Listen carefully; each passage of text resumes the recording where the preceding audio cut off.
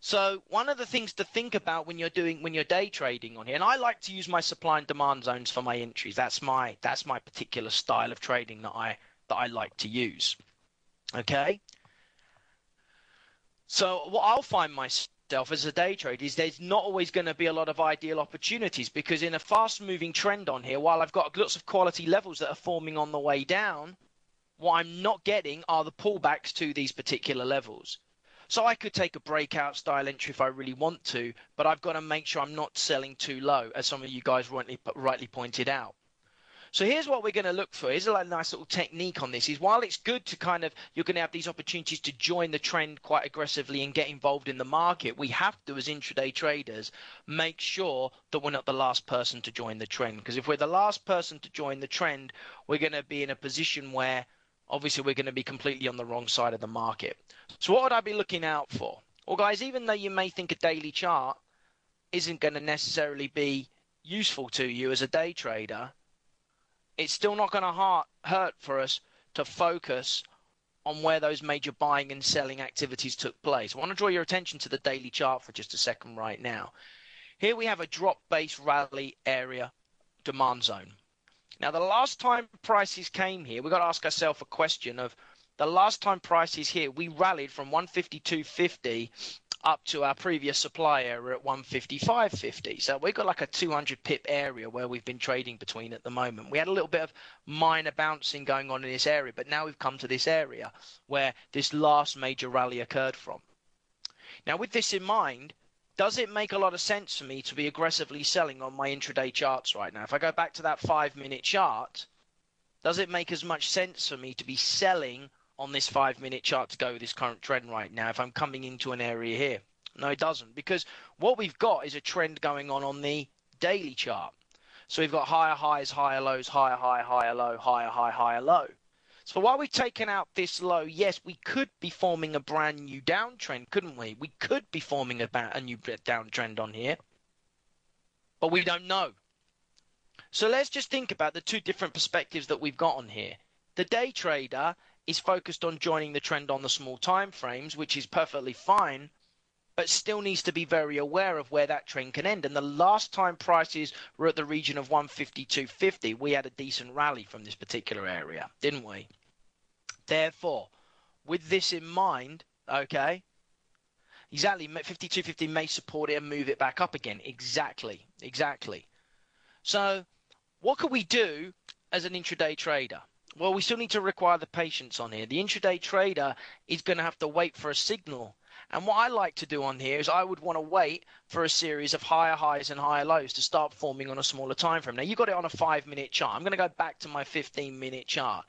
So if I can start to see some of these levels, these higher highs being taken out on this area, that's going to give me a signal to think that maybe we're now going to be rejoining this current uptrend. I think one of the biggest challenges that we face as traders, I've always found as well, is, what really is the current trend? I mean, you can look at all different charts right now.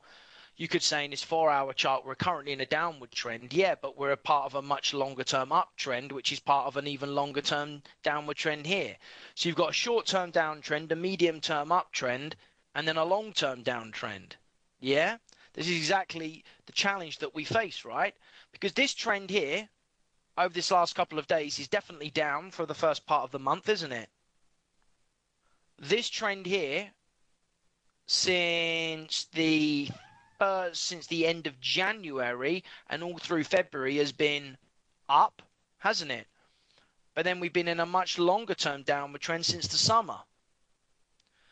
So now, how do we define trend? It's a great question on here, because no matter if you're going to be an intraday trader or a swing trader, the key things to understand on here are, okay, I need a clear signal when I should be a buyer and when I should be a seller. That's the most important aspect of all of this, isn't it? When should I be a buyer? When should I be a seller? That's really what I want to focus on. So let's take a look on here. Let's use one bigger chart to tell us, because the problem I'm not big into defining trends. You're not the first person to ask me, Boris, how do you define a trend? You're probably not going to be the last person either. For me, trend is always something that's already happened. Now, you can look at any chart and see a current trend going on. like we have right now. But there is no way I would want to get in the way of this area here, right? There's no way I'd want to get in way of this level of demand because of what the prices did the last time they were there. So I'm not going to really know. My choice is, do I focus on the current downward trend that we've got on the short term, or do I focus on this intraday trend here? Well, if we can start to recognize levels of supply and demand, does it really matter? Does it really matter? So if we look, while we've got supply higher, and let's just kind of draw our attention mainly to this daily chart for a second, because it's just an easy chart to use out. And I'm going to blow this up. It's just a nice easy chart for us to use right now. I've got supply here where we had to drop from. I've got the demand here. What I've also got is another area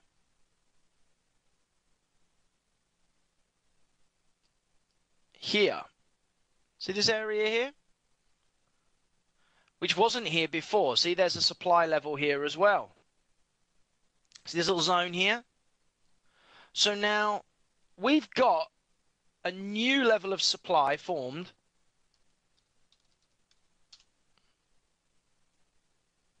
right here that wasn't here before. Yeah, see that? So we've got this very strong move away where the selling pressure started. So now this tells me something. This tells me that I'm at a key point on the market where we've had a sell-off in price. We're coming back to a level of demand where we rallied from last time. And who's to say that we won't trade between these supply and demand levels until the market decides to go lower or higher? So what we're going to look for on here is we're going to expect a bounce in the region of 152.55. And if this area does hold, we're going to look to rally back up to around 153.50. Now, is there enough profit target there? Well, there's about 100 pips there. So we're going to expect that we could get a 100 pip rally. And then the question is, okay, what can we do at this supply level? We can look to go short again. And then the thing what we'll do on there is we can make a decision, use the opposing demand level as our profit target. See, what I like to do is use the opposing levels of supply and demand as my profit targets. Yeah? So this way, I'm not focused on joining just one thing, like I only want to focus on shorts or I only want to focus on longs. This way, I'm focusing on where should I be a buyer, and if this level holds, where will I take it up to? Supply. If this level of supply holds, where will I take it back down to? Demand. And I will play the trend between the major levels of supply and demand until those areas are broken. Because the problem you've got, guys, is we never really know when it's going to break, do we? We don't know. You know, how many times have you seen what you think is a trend continuing and it doesn't, and then it reverses again? Well, it typically reverses because it hits a major level of institutional supply or institutional demand. So as Ronaldo's asking me, when the price moves up, people are buying, so there's demand. When it's moving down, supply has already been met, so there's no more demand. Am I right? Absolutely. But we would expect, based on here, that there are a lot of unfilled orders in this demand zone. Why can we say that there are a lot of unfilled orders potentially in this level of demand right here? And there's a lot of unfilled orders in this level of supply. Well, we can make that statement because if the amount of people, if all the orders here, all the people who wanted to buy in this particular area, if all the people who wanted to buy in this area got their orders filled, price would not have moved away from this area, would it? If there are enough sellers to meet the willing buyers in this demand zone, what would happen to the price, guys? What would happen to the price?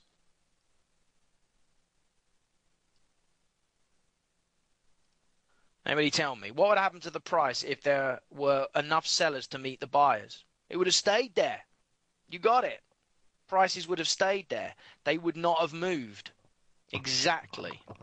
Exactly. Prices would not have moved from this area. So the fact that just think about it. If there are 100 people willing to buy at a price, 100 people willing to sell at the same price isn't going to change, is it? Because all those people are going to do their transactions at that point. Likewise, how do I know that there were more willing sell orders than there were buy orders in the area of supply?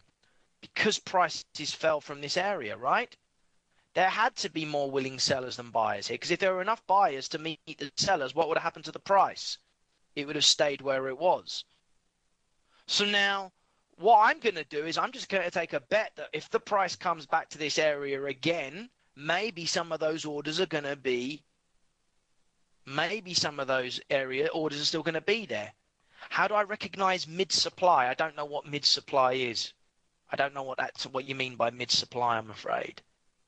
I don't know what you mean as the mid-supply.